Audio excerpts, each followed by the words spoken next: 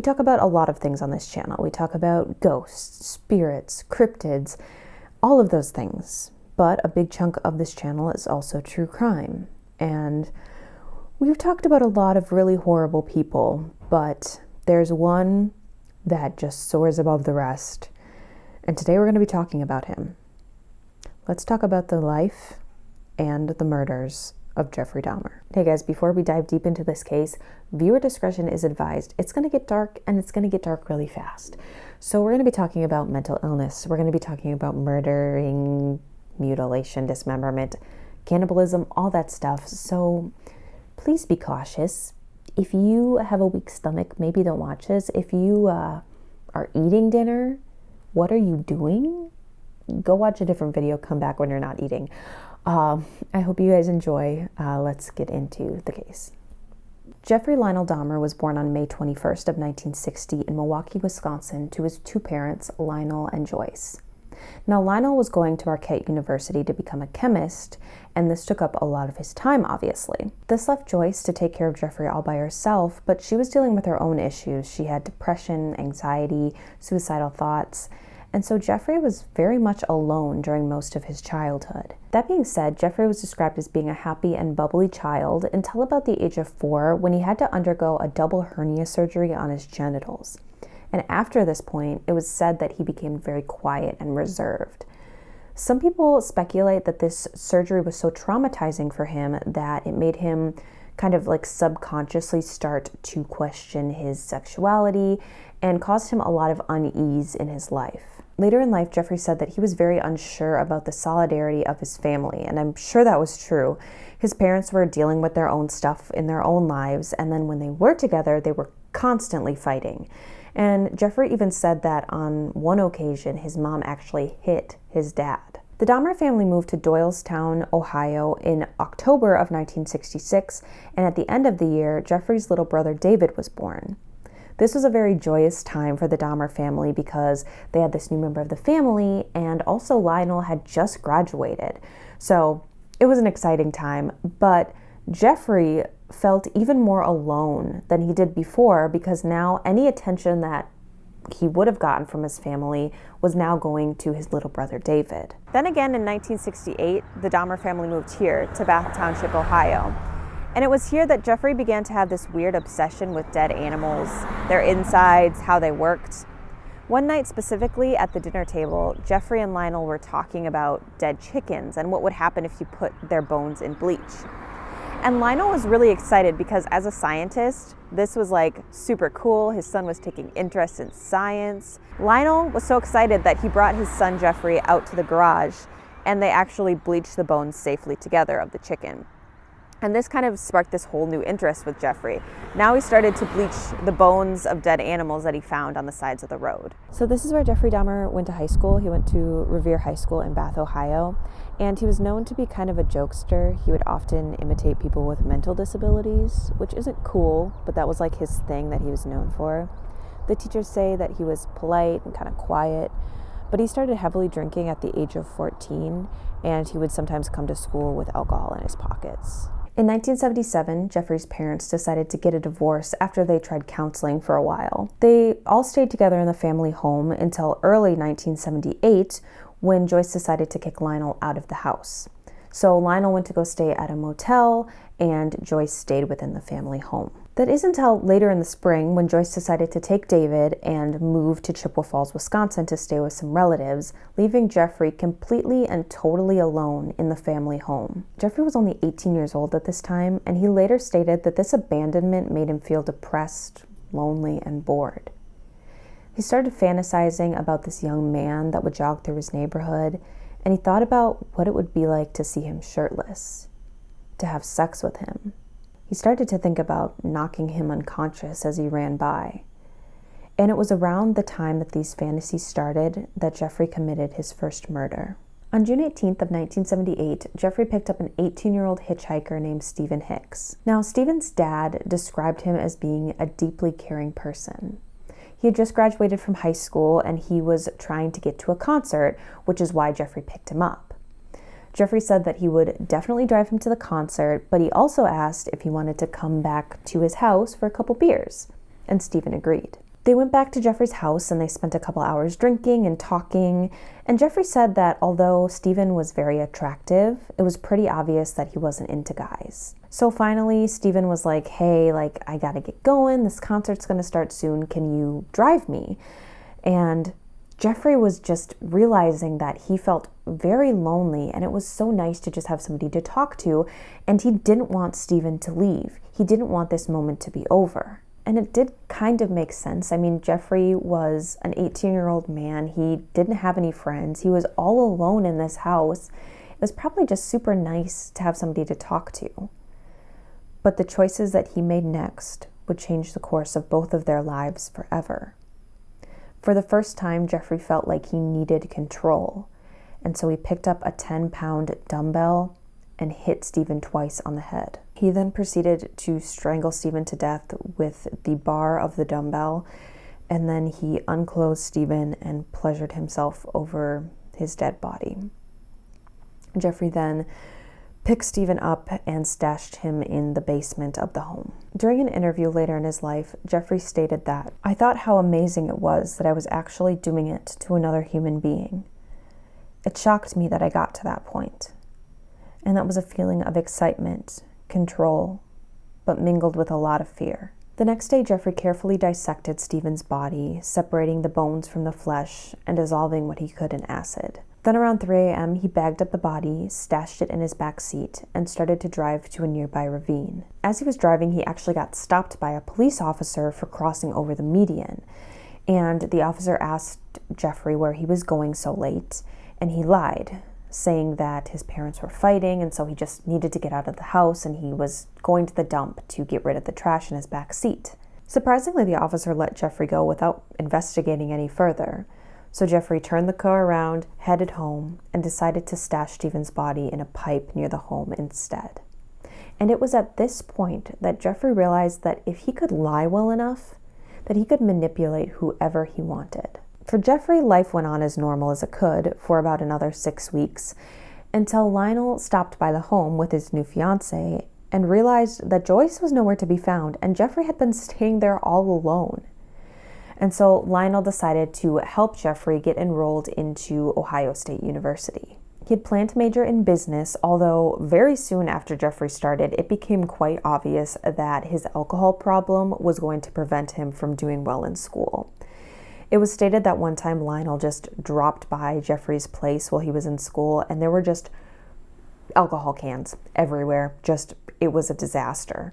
So it was obvious that this was not the fresh start that Lionel thought it would be for Jeffrey.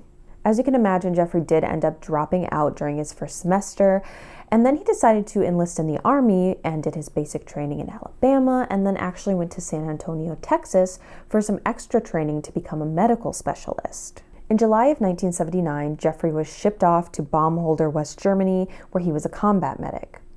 He was described as being average or above average, and it was said that during this time, he learned how to identify and find human organs. In March of 1981, Jeffrey was honorably discharged from the Army due to his constant alcohol abuse.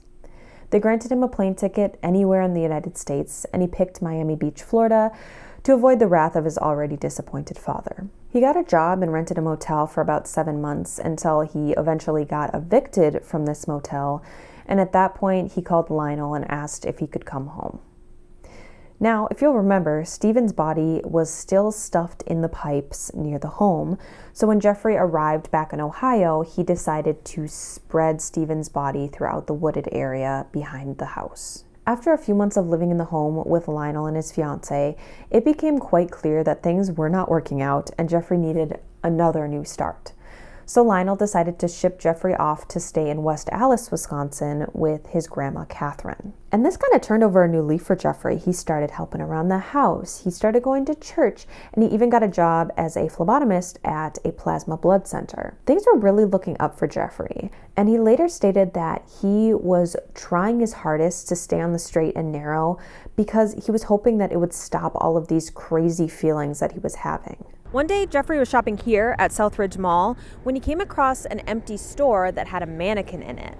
So he crept inside the store, waited till everyone was gone, carefully undressed the mannequin, and took it back home to Catherine's house.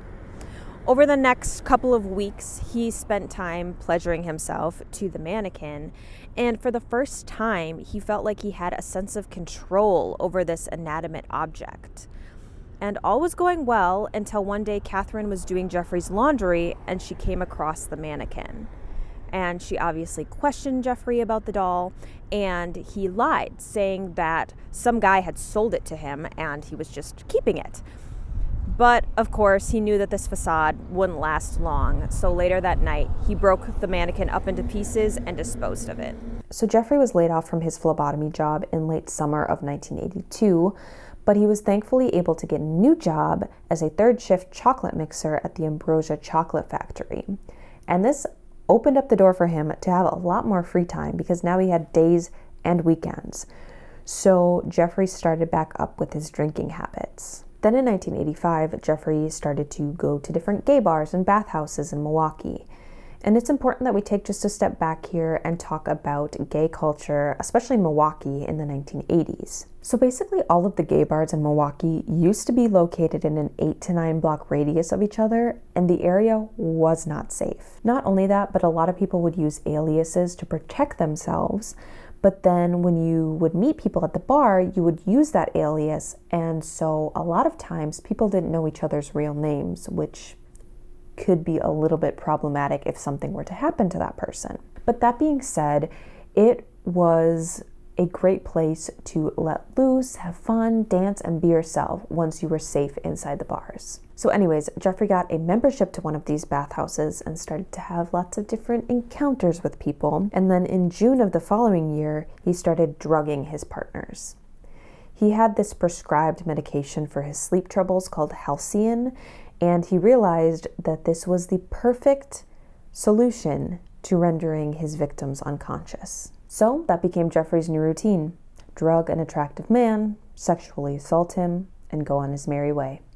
And it went on like that for a while until one of the men that he drugged had trouble waking up, and the bathhouse staff was alerted to this, and Jeffrey was then basically blacklisted from every bathhouse in Milwaukee. And that brings us to November 20th of 1987, when Jeffrey met 28-year-old Stephen Toomey at the bars. Now, Stephen had just moved from Ontonagon, Michigan, and he was described as being quiet, creative, and he didn't really bother anyone.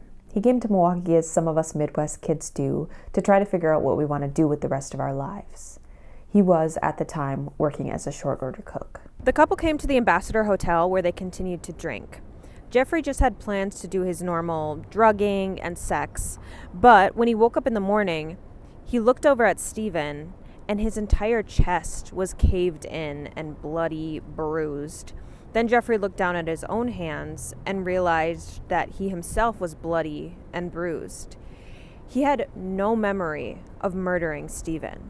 Jeffrey later stated that he was horrified that it started again, and I never wanted to have anything like that ever happen again. After he realized the gravity of the situation, Jeffrey left the hotel room, bought a very large suitcase, came back into the room, and shoved Stephen's body into the suitcase and transported it back to Catherine's house. He waited about 1 week before he decided to take care of the body. He took off Stephen's head, arms, and legs, and then proceeded to take the flesh off the bones. He put the body parts into bags, wrapped the bones in sheets, and broke them up into smaller pieces with a sledgehammer. He then disposed of everything except for the head, which he kept wrapped up for about 2 weeks. After that, Jeffrey decided that he wanted to try to preserve the skull, so he boiled it in a mixture of Soilax and bleach, and it kept for a while, but eventually the skull got too brittle, and Jeffrey disposed of that as well. And it was at this point that Jeffrey started to become obsessed with movies that had antagonists that were purely evil. For example, Jeffrey really liked the depiction of Pazuzu in The Exorcist 3, and he also was really obsessed with Palpatine in Return of the Jedi. He really felt connected to the Emperor. He wanted that same control that that character had, and so he tried to emulate Palpatine however he could. And he actually went out and bought yellow contacts and would wear them to the bars when he went out. The next murder after Stephen occurred at the beginning of 1988 when Jeffrey met a 14-year-old boy named James Doxtator. James was a sex worker who had run away from his abusive household, and his biological mother, who actually lived in Florida, later said that James was very misunderstood, but he had so much love in his heart. James was the oldest brother of 4, and he really liked to ride his bike and play pool. The two went back to the house, and while Catherine slept, Jeffrey drugged, had sex with, and strangled James in the cellar of the home. And not only that, but he left James's body down there for about a week before he dealt with him. He repeated the same dismemberment process that he did for Stephen, and again, he tried to preserve James's skull, but it was way too brittle, and he had to throw it away 2 weeks later. Then in March of 1988, Jeffrey met a 25-year-old man named Richard Guerrero at a bar called the Phoenix. Richard came from a very tight-knit family, and it was said that he would often watch his 2-year-old niece. Jeffrey offered Richard $50 to come and spend the night with him, and once they were back at Catherine's house, Richard was drugged and strangled with a belt. Once Richard was gone, Jeffrey did his little routine, something that was becoming normal for him now. He dismembered the body and tried to keep the skull, and was a bit more successful this time, and was able to keep the skull for a few months. Richard's sister Janny later stated that they almost immediately knew that Richard was deceased because he would always call and update his mom on where he was. Even sometimes he would be in jail and he would call. So when they didn't hear from Richard, it was obvious that he had passed. Then in April of 1988, Jeffrey brought home and drugged a man named Ronald Flowers Jr. Before Jeffrey could really proceed with his plans, Catherine called out to Jeffrey asking if he was home and if he was all alone. Jeffrey tried to lie, saying that he was all by himself, he didn't have anyone over, but Catherine obviously knew that Ronald was there. Jeffrey thought it through and realized that there was no possible way that he could kill Ronald without the police coming straight to him. So once the coffee had taken full effect, Jeffrey drove Ronald to a local hospital. Finally, in September, Catherine decided that she had had enough of Jeffrey heavily drinking, sneaking around all the time, and all the funky smells that were now in her house. She asked him to leave, and so Jeffrey got a 1-bedroom apartment on 24th Street in Milwaukee. However, he really didn't have a lot of time to get settled because 2 days after he had moved in, he got arrested for sexual misconduct. Turns out that earlier that month, Jeffrey had offered a 13-year-old boy named Keeson Synthasomphone $50 to take some pictures. Jeffrey slipped some pills into Keeson's Irish coffee and took 2 pictures of the boy, but stated that he didn't have any intention of killing him. Once Keeson returned home and his parents realized that something was obviously wrong with him, they contacted the police. Jeffrey was convicted of drugging and sexual enticement. Now, during this time, Lionel decided to hire an attorney for Jeffrey, and they decided to have a couple of psychiatric evaluations performed. They found that Jeffrey had these deep feelings of being an outsider, ashamed of the accomplishments he had made in his life, compulsive, and suspicious of others. He was also diagnosed with schizoid personality disorder. From what I understand, this means that he had a difficult time showing interest, expressing emotions, and also forming relationships. It was also stated that Jeffrey saw people around him as objects. He didn't really have empathy for them. It was suggested that Jeffrey should get some sort of jail time as he was likely to reoffend. On January 30th of 1989, Jeffrey did plead guilty to the second-degree charges of sexual assault and the enticement of a child for immoral reasons. He wasn't actually held between this time and his sentencing, so he was basically able to live his life carefree. In March of 1989, he moved back in with Catherine, and this is where his 5th murder took place. He continued to go to clubs and bars, and one night he came here to LaCage where he met a 24-year-old aspiring model named Anthony Sears. Now, Anthony was known for being very energetic, upbeat. He was always down to have a good time, spontaneous. And also, people said that he had great hair, great clothes, just a fun person to be around. So, Jeffrey met Tony here, and they really hit it off. They started talking. And then at the end of the night, Tony met up with his friend, and the 3 of them went to get breakfast. And then they parted ways at the end of the night, Tony and Jeffrey and the friend. And the friend later said that that was the last time he ever saw Anthony Sears. The couple went back to Catherine's house and they had sex before Jeffrey strangled Anthony to death. The next day, Jeffrey went through his normal process of dismembering the body, but this time he decided to keep Anthony's head and genitals in a container filled with acetone. And he actually brought these parts with him to his workplace and kept them in his locker for much of the time until his eventual arrest. In May of 1989, Jeffrey was sentenced to 5 years of probation. He had to register as a sex offender, and he also had to spend 1 year in Milwaukee's correctional center, although he was on a work release program, so he went out and went to work and then had to come back at the end of the day. Jeffrey laid low for about a year, and then in May of 1990, he moved here to what used to be the Oxford Apartments. It was a good fit for him. It was pretty affordable, and according to one of his neighbors, he was really the only single white male that lived in the building. It was a predominantly black neighborhood, so it was a little bit odd that Jeffrey chose this apartment building, but he fit in really well. Within only 1 week of moving into his new place, Jeffrey promised a 32-year-old man named Ricky Beeks, he was also called Cash D, he offered him $50 in exchange for sex. At the time, Ricky was actually living with his half-sister as he had just been released from prison, and he also had a 10-year-old daughter that lives in Illinois. As he usually did, Jeffrey drugged Ricky with sleeping pills, and once he was inebriated, he strangled Ricky to death. He then had sex with his lifeless body. The next day, Jeffrey took many pictures of Ricky in suggestive positions before he started his dismemberment process. And it's important to note here that the dismemberment process actually did change a little bit because now Jeffrey had his own space to work in. Jeffrey had recently bought this giant 80-gallon pot, and so he used this to boil Ricky's arms, legs, and pelvis on the stove in Soilax. And he later recounted that the flesh kind of just slid off the bones really easily that way. He then dissolved the rest of the body in acid and kept Ricky's skull, which he later spray painted. In June, Jeffrey lured a 28-year-old man named Edward Smith back to his apartment. Edward was raised in a Christian home, and his brother described him as being very loving and respectful. He was actually aspiring to become a professional model at the time. Once at the apartment, Edward was drugged and strangled to death. Jeffrey decided that he wanted to try something different this time, so instead of using acid, Jeffrey decided to put Edward's body into his freezer, and he was hoping that that would remove some of the moisture and prevent especially the skull from becoming so brittle. This ultimately didn't work, and Edward's body was dissolved in acid a few months later. Evidently during this procedure, he tried to put Edward's skull into the oven to dry it out, but it literally exploded.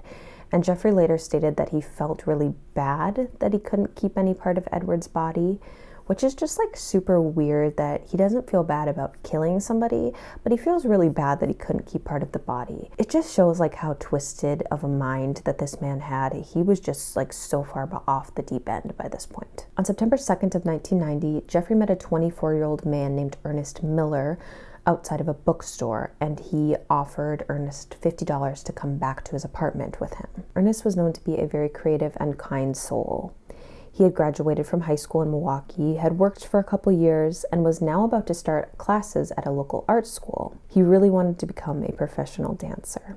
Once the couple got to the apartment, Jeffrey asked Ernest if he could listen to his heart and stomach, which is just incredibly disgusting, and I don't know why that just creeps me out so bad. I'm sure if you're watching this video, you've probably at least heard of the Netflix show Dahmer that came out a couple years ago, and they depicted this very well in the show, just like the fact that Jeffrey really liked to listen to people's hearts and stomachs and stuff, and it's so gross. Like, I don't know why, but it just really creeps me out.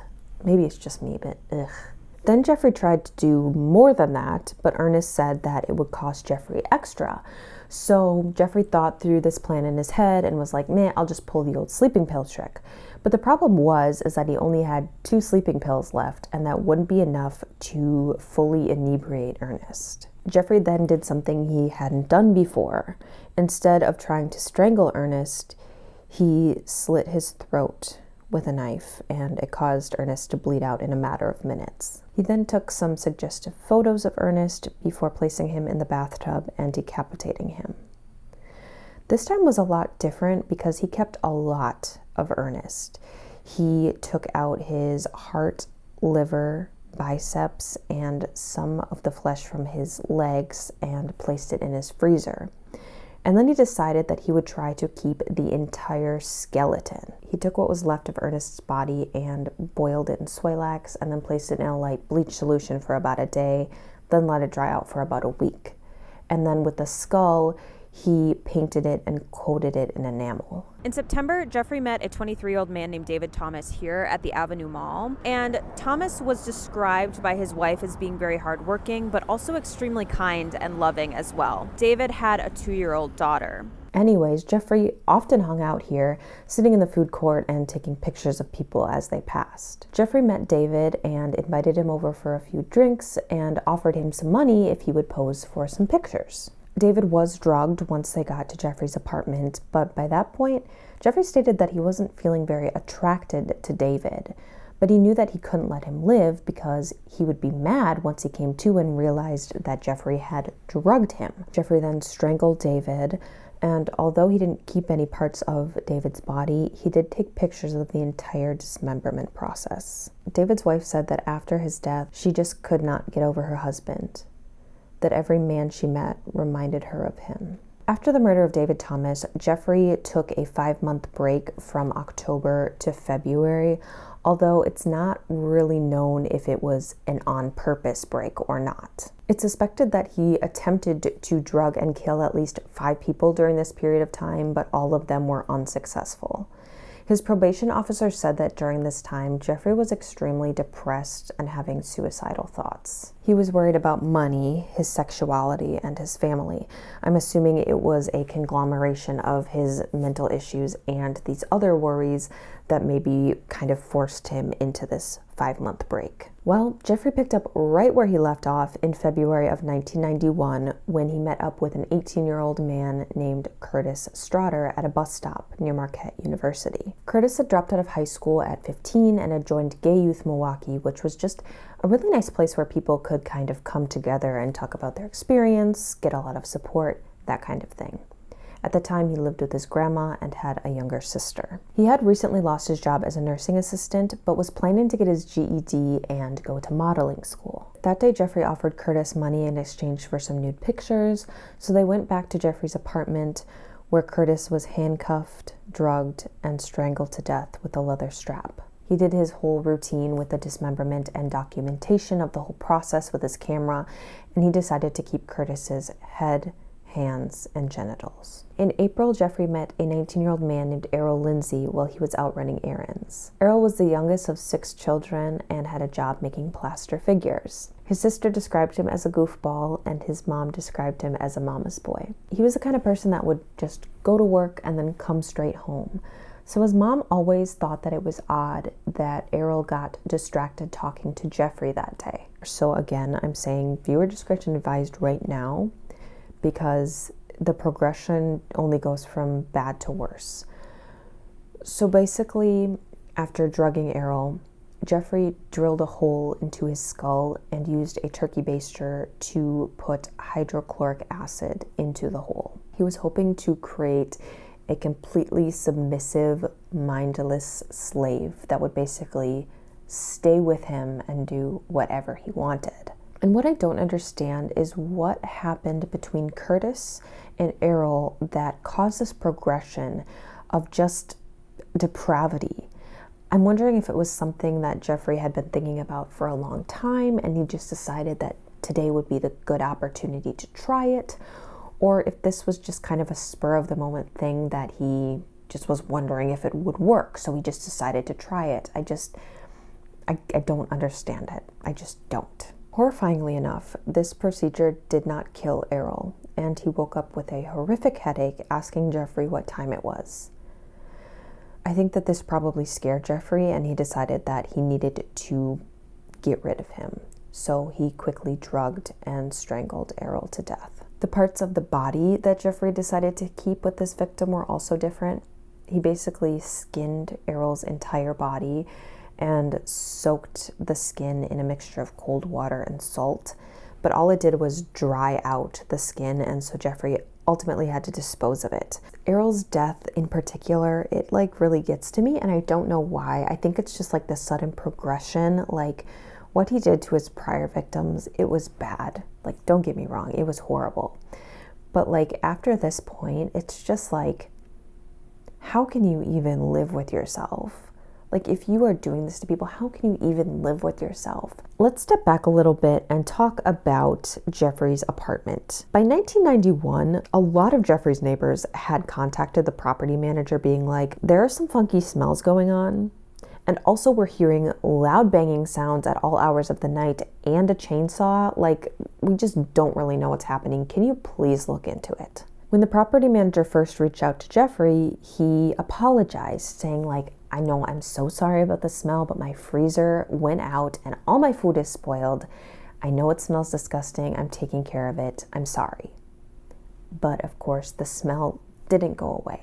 So the property manager reached out again, and Jeffrey was like, now it's my tropical fish. They all died. I promise I'm taking care of it. Something wasn't adding up. Some of those neighbors were like, I don't think it's spoiled meat and I don't think it's dead fish, but nobody could prove it. So anyways, back to our cannibal killer.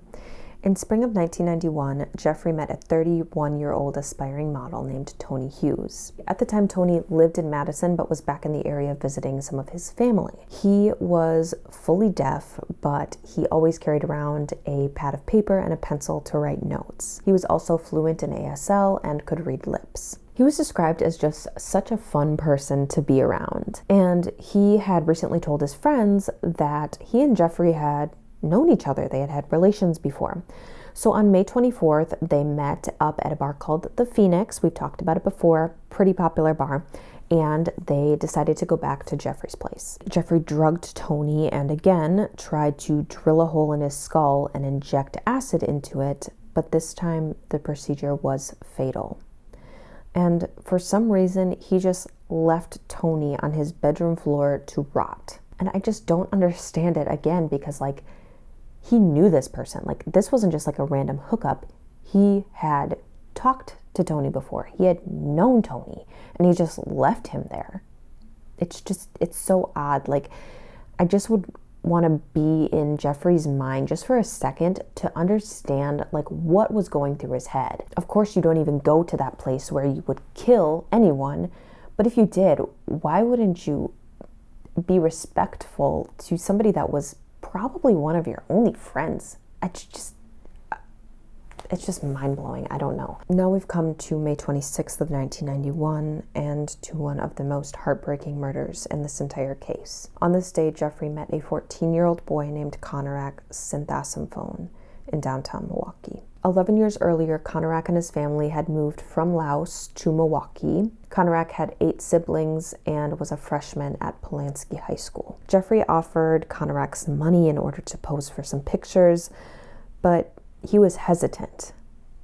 Jeffrey, though, somehow convinced him, and the pair traveled back to Jeffrey's apartment. He took 2 pictures of Conorak in his underwear, and then he drugged and sexually assaulted the boy. Jeffrey later stated that on the way to his bedroom, Conorak most likely saw Tony's dead body, but was too out of it to react to the gruesome sight. After the assault, Jeffrey decided to drill a hole in Conorak's skull and inject acid into his frontal lobe. And it actually appeared to work this time. Conorak was alert, but also very docile. Jeffrey drank a few beers and ended up falling asleep next to Conorak, but later he woke up and actually left the apartment to get more beer and go to the bars. On Jeffrey's return trip home, he noticed a naked Conorak sitting on the corner of 25th and State Street, speaking Lao to 2 women. These women were actually some of Jeffrey's neighbors and had noticed the boy outside and quickly ran to his aid. Jeffrey approached the scene, telling the women that Conorak was actually his friend. He tried to get him up and walk him back to the apartment, but the women stopped him, informing Jeffrey that they had already called 911. 2 Milwaukee police officers soon arrived, and Jeffrey calmly talked to them, saying that Conorak was his 19-year-old boyfriend who had just drank a little too much after a fight and had walked out of the apartment. The women began to protest, saying that Conorak looked like he was in super rough shape. He had scraped up knees, he looked super out of it, and he also had blood coming out of his rectum. They also said that the boy seemed scared of Jeffrey, trying to pull away as he grabbed him. The officers quickly and harshly shut down the women. They didn't take their names. They didn't even take down a formal report. The fire department soon arrived on the scene, giving Conorak a blanket and checking him over for injuries. Apparently, one of the firemen stated that he should be taken and treated for his injuries at a hospital, but all the rest of the officials at the scene shut this idea down quickly. Instead of doing anything, the police officers actually led Jeffrey and Conorak back into Jeffrey's fucking apartment. Every time I think about this, I don't even have the words for it. It's disgusting. It's horrible. Once inside, Jeffrey actually showed the officers the pictures that he had taken of Conorak in order to prove that they were in a relationship. The officers did look around a little bit, but didn't see anything suspicious, so they left. This encounter was officially labeled as a domestic dispute. One of the officers did later state that when he was in the apartment, he was smelling something a little funky, but evidently he didn't think anything was too off because they didn't investigate it any further. At the time, police were getting told to respect the gay community, and so some people think that although this is horrible police work, that they were just respecting these two grown men's lifestyle choices. I don't agree with this, though. I think the police officers were totally disrespectful of the situation because there's documented evidence that once they got back into their squad car, they were talking about how they had to go back to the police station to delouse themselves. Like, all the evidence that was there, this boy did not look like a 19-year-old person. They looked like they were 14. The women had witnessed the fact that this boy was afraid of Jeffrey, that he had all of these injuries. All the evidence was there. The police officers did nothing. If they had just taken the time to even take down a formal report to gather evidence against Jeffrey, he might have been taken care of sooner. In fact, if they would have just ran Jeffrey's name through their database, they would have found out that he was a child predator who had been arrested for assaulting a Laos boy who just happened to be Keeson, Conorak's brother. But no, they didn't. Once the officers were gone, Jeffrey decided to inject more acid into Conorak's skull, probably hoping that he would become more docile, but it ended up killing Conorak. Jeffrey took the next day off of work to clean up his mess. He dismembered both Tony and Conorak, keeping both of their skulls. Fast forward to the end of June, Jeffrey met 20-year-old Matt Turner at a bus stop in Chicago after a pride parade. Matt was originally from Flint, Michigan, but he had run away from home and was staying at a halfway house in Chicago, and he was aspiring to be a model. He was described as being bright and articulate, just all around a really good guy. That day, Jeffrey asked Matt if he wanted to come back to Milwaukee with him for a professional photo shoot, and Matt agreed. Once the pair was at Jeffrey's apartment, as you can imagine, Matt was drugged and strangled by Jeffrey. He then decided to dismember Matt's body and put some of his organs and his head into plastic bags, which he then put into his freezer. Only 5 days later, on July 5th, Jeffrey met a 23-year-old man named Jeremiah Weinberger at a bar in Chicago, and they decided to go back to Milwaukee together. Jeremiah was a Puerto Rican native who lived in Chicago and worked at a video store. His roommate described him as being very neat and meticulous. He was always well-dressed and cared about his appearance. They had planned to spend the entire weekend together, but of course, Jeffrey had other ideas. So once they got back to the apartment, Jeffrey drugged Jeremiah, drilled a hole in his skull, and injected boiling water into the hole twice. This ended up putting Jeremiah into a coma that he later passed away from 2 days later. Then on July 15th, Jeffrey met a 23-year-old man named Oliver Lacey on the corner of Kilbourne and 27th. Oliver had just recently moved to Milwaukee just a few months after his father passed away. He was originally from Illinois. He had 2 brothers, was engaged to be married, and also had a 2-year-old child at home. His mother described him as being outspoken. Now, Jeffrey just really wanted to have this mindless slave, and the only way he could do that is by having somebody stay alive long enough.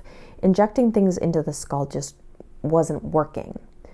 So instead, he tried to chloroform Oliver, although this didn't really work, so he just ended up strangling him. He had sex with Oliver's body, then decided to call off work and get busy on the dismemberment process. He decided to put Oliver's heart and head into the fridge and his skeleton into the freezer. A few days later, Jeffrey got fired from his job because he was calling off so often, and this caused him to spiral even more. He began to drink more heavily than he had.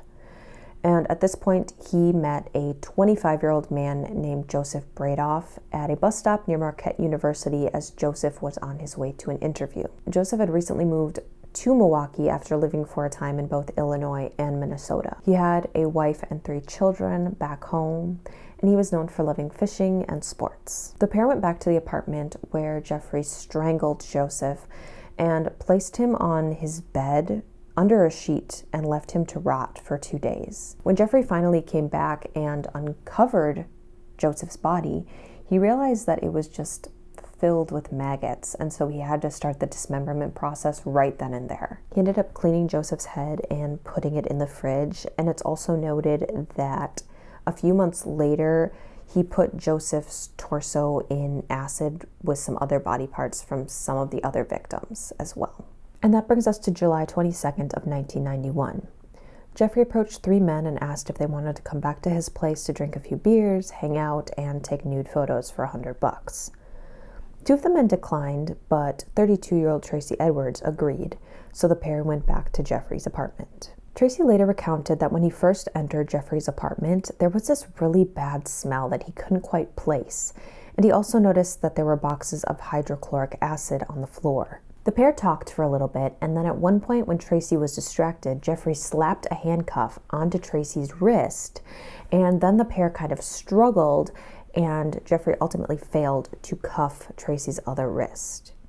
Jeffrey then led Tracy into his bedroom, and Tracy noted that there were pictures of nude men hung up all over the walls, and there was a big drum of something in the corner of his bedroom, and it was emitting this horrible smell. Jeffrey took out a knife and demanded that Tracy pose for the pictures.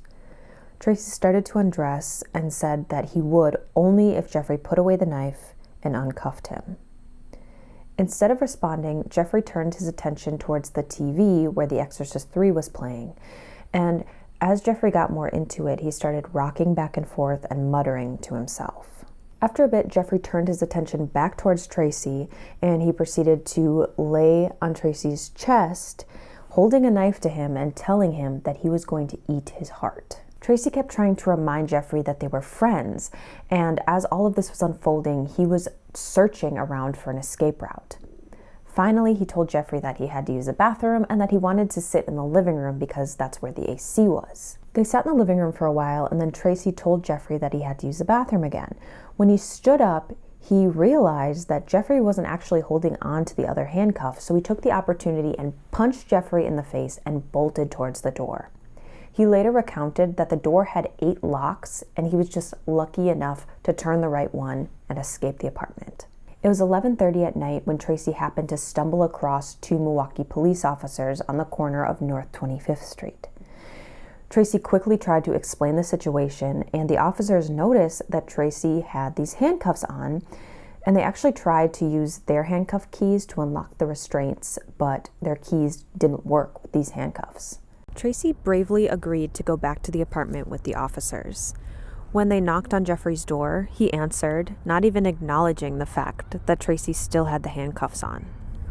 The officers asked Jeffrey for the key, and he said it was in his bedroom. The officer entered the bedroom and noticed that there was a knife under the bed, and in an open drawer, he found a stack of Polaroids, most of them taken within the apartment that he was standing in, and they were pictures of the victims both before and after they were murdered and mutilated by Jeffrey.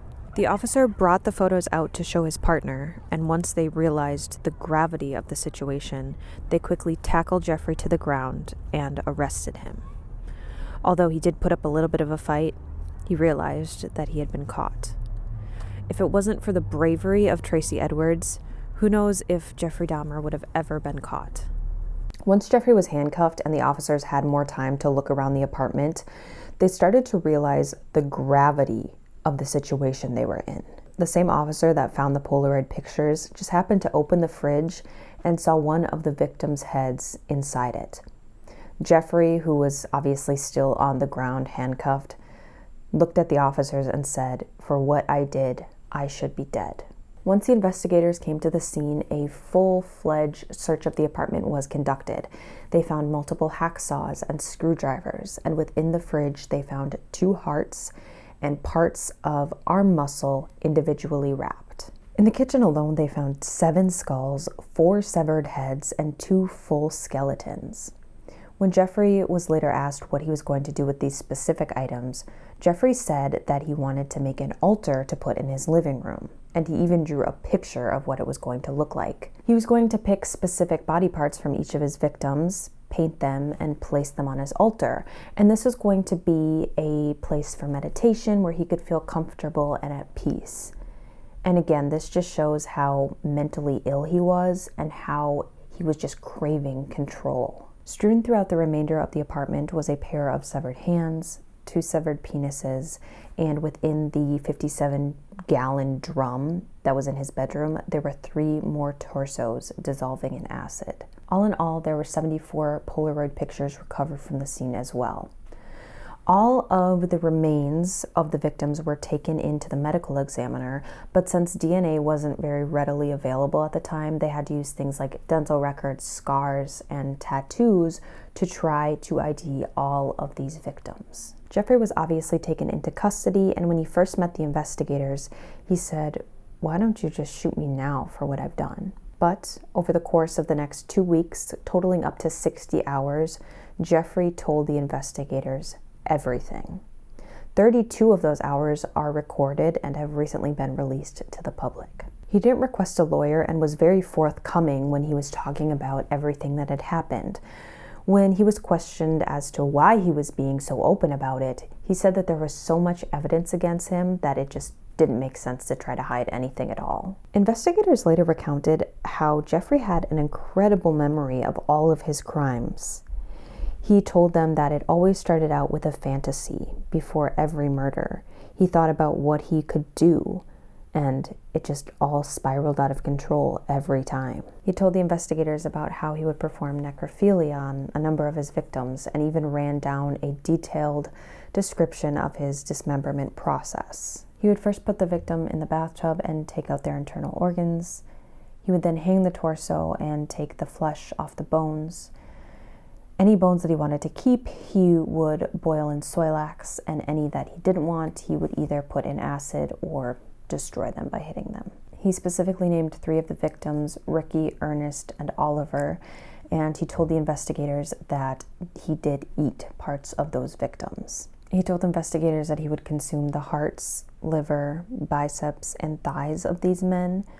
He also kept certain body parts from other victims, but he didn't go into specifics about whether or not he ate those body parts. But he would say that he would usually tenderize the flesh and then serve them with different kinds of condiments. When the investigators asked him why he ate these people, he said at first it was out of curiosity, but then he did it because it made him feel closer to his victims. He also said that it made the victims seem like a more permanent part of himself. Most times, as serial killers continue to kill more people, the time in between each murder decreases, and this was no different with Jeffrey. He said he kind of got caught up in the act towards the end. He said that it was an incessant and never-ending desire to be with someone at whatever cost. Someone good-looking, really nice-looking. It just filled my thoughts all day long. On July 25th of 1991, Jeffrey was charged with 4 counts of first-degree murder, but by August 22nd, that number had increased to 15 counts. The public was made aware of these crimes, and on August 5th, a candlelight vigil was held. Over 400 people were in attendance, including the family and friends of the victims, community members, and gay rights activists. This was the first time that Milwaukee could really come together and just talk about it, grieve, openly mourn. Jeffrey's crimes made the racial issues in Milwaukee abundantly clear. The way that the police officers were handling a lot of the crimes at that time, the victims, many of them were minorities, many of them were gay. So this brought up an issue like, we need reform. The fact that all of these crimes basically went unnoticed, what would have happened if these were white men, straight people, like it just brought up a lot of issues that had to be addressed. And especially in the gay community, this just created a sense of distrust. I mean, like it was already kind of a dangerous place to be, and now people were scared. Behind the scenes in Ohio, investigators were now searching Jeffrey's residence for any other evidence that might be there. And in the wooded area behind the home, they found bone fragments, 2 molars, and a vertebrae that was later identified as Stephen Hicks. So Stephen's murder was then added to the list of Jeffrey's crimes. That being said, though, Stephen Toomey's murder was never pinned against Jeffrey just because he didn't really remember doing it, and the DA wanted to make sure that they had a strong case to put Jeffrey behind bars for good. At the preliminary hearing on January 13th of 1992, Jeffrey pleaded guilty by reason of insanity. The official trial began on January 30th, and since Jeffrey had pleaded guilty, this wasn't a trial of did he do it or did he not do it.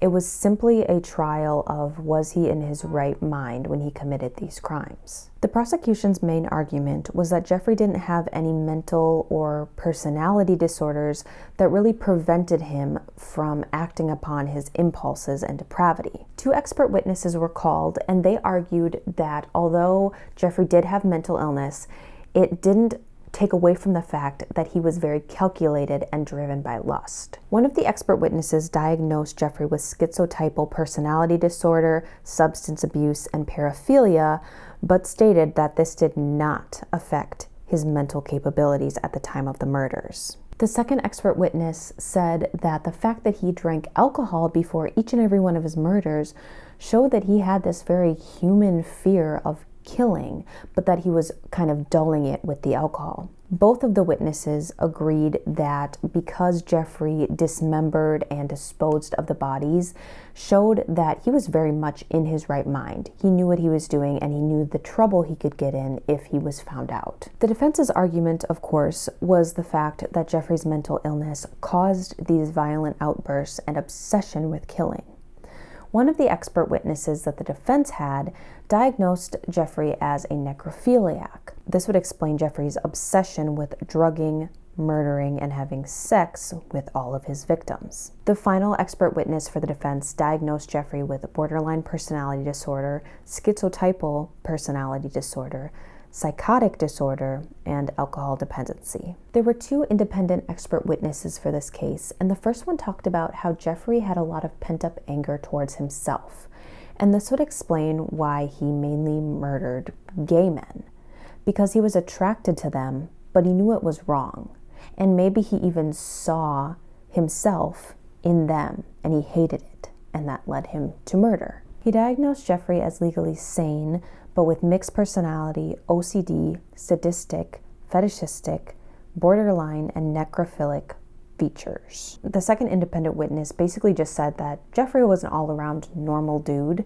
but that he had a personality disorder, OCD, and sadistic traits. Before Jeffrey was sentenced, each family had the opportunity to come forward and tell the judge, jury, and Jeffrey himself how the death of their family member impacted their lives. Edward Smith's brother, J.W., came forward and read a prepared statement from each one of his 13 brothers and sisters, and they talked about how much they loved Edward and how they just felt so lost without him. One thing that particularly stood out from this victim statement was when one of the siblings said, "How can you fix what is broken? Replace what is lost." Ernest Miller's uncle Stanley came forward and talked about how his family feels like Ernest has been ripped away from them. Stanley turned his attention to the Dahmer family and said this, "I know that there are some dark days for your family, but the morning will come. So look to the hills and you will make it through." One particular victim statement that really stood out to me was Tony Hughes' mom, Shirley. And of course, she spoke how it impacted herself, but she also read a poem that one of Tony's friends wrote about Tony. So I want to read that here because it's emotional, but I think it really describes a lot of what, again, these victims' families and friends were going through after they discovered the horrible truth about what had happened to their loved one. Why am I a victim in your cruel and rueful world? Although I can't communicate with a loud voice, listen to me anyway. Try to have mercy. Look at the tears roll down my face. See that each one is a cry for help. And realize my signs are showing you that I want to live. Tell me just what it is that I've done to make you such a monster, to make you such a maniac, to make you such a devil. My God, who are you? What are you? You have never shown me this side of you. I put my trust in you. I thought you were my friend until the end. Yet I didn't know you as well as I thought. I never felt the end would be this way. Is there anyone that can help me? Mom, Dad, sister, brother, someone help me. What is happening to me? Everything seems to be slowing down. I'm confused. I'm drowsy. My coordination have been contaminated. My friend, what is it that you is giving me? What is it that you are doing to me? I'm helpless. Is it a thrill to you to know that I can't fight you back and that the hardest struggle in my life is fighting to keep my eyes open with the hope of seeing the dawn of a new day? Yet you have total control over me. My life is in the hands of once a friend, but now a total stranger who have become my worst nightmare. But one day, I'll know. You'll get caught. You think you're smooth at what you're doing. Remember, whatever's done in the dark, it will come to the light, and the whole world will know just how ugly a person you really are. I'm gone. My hope, my breath, my want to live have been taken away from me unwillingly and emotionally. I know that there's a dragon piercing your heart day and night because of this, but yet I am not far away. When you get cold, I'll wrap my arms around you to warm you. If you get sad, I'll softly grab your heart and cheer you up. If you smile, I'll smile right along with you. And when you're happy, I'll know it, because you're thinking that 2 fingers and 1 thumb means I love you in sign language. When you cry, take 1 teardrop and place it outside your window ledge. And when I pass by, I'll exchange 1 of mine, 2 fingers and 1 thumb. Mom. Chris Strotter's mom, Dorothy, came to the stand next, and she said, "You almost destroyed me, but I refuse to let you destroy me. I will carry on." Jenny Hagen, who was the sister of Richard Guerrero, came to the stand and said to Jeffrey in Spanish, "You are the devil, the pure devil, who walked the streets and was loose." David Thomas's mom, Inez, came to the stand next, and she talked about how David's 2-year-old daughter now stands at the window looking for her dad and asking where he is.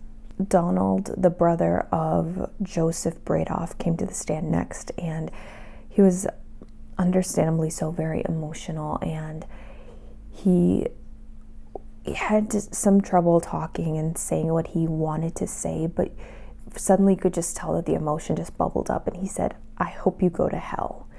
And I think you can just tell like the range of emotion happening and like the stages of grief and mourning that each of the victims are in. And so it was just hard to watch as well. They're all hard to watch. I'm not trying to compare them or rank them, but I'm just trying to help you understand kind of what these families were going through. Anthony Sears' mom, Marilyn, came to the stand, and she was just kind of questioning like why her son out of everybody in the world. Why was she affected by this? Why was her son affected by this? And she thanked the judge and the court for helping keep Jeffrey off the streets. The last victim statement was Rita Isbell, the sister of Errol Lindsay, and she came in just hurt, so angry, and you could just tell she was screaming at Jeffrey, telling him that she was going to kill him, that she hated him.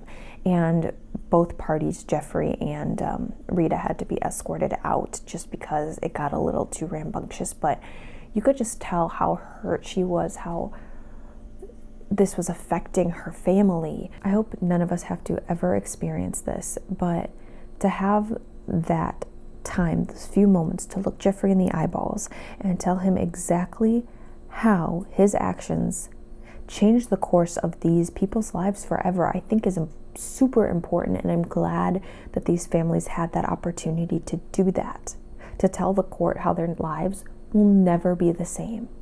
17 people's families were ripped apart when Jeffrey came into the picture. And so I can't even imagine. I can't even imagine what these families went through then. Even now, it has to be just life-altering for these families. The sentencing took place on February 17th of 1992, and on that day, Jeffrey read a prepared statement where he told the judge that he never wanted to get out of jail and that the death penalty was probably the best punishment that he could get. He apologized to the victims, their families, and the city of Milwaukee for all the harm that he caused. He did state that he and his team believed that he committed these crimes due to his mental illness, but that he didn't believe that it should affect how harsh of a punishment he received. Jeffrey Dahmer was officially sentenced to life in prison, plus 10 years for the first 2 counts of murder, and then 13 life sentences plus 70 years for the other counts of murder. After the sentencing, Jeffrey was allowed to meet with Lionel and his stepmom for about 10 minutes where they exchanged hugs, and then he was whisked off to the Columbia Correctional Center in Portage, Wisconsin. On May 1st, Jeffrey was taken to Ohio for his crimes against Stephen Hicks. He pleaded guilty, and the jury debated for about 45 minutes, and Jeffrey did receive another life sentence. In November of 1992, the Oxford apartments were torn down, just leaving the memories of all of these horrible crimes in the dust. As you can see, this piece of land just remains untouched, and it's very easy to just pass it by if you're not looking. There have been plans to have a park, a memorial garden, something, but all of the plans have fallen through. So back to Jeffrey.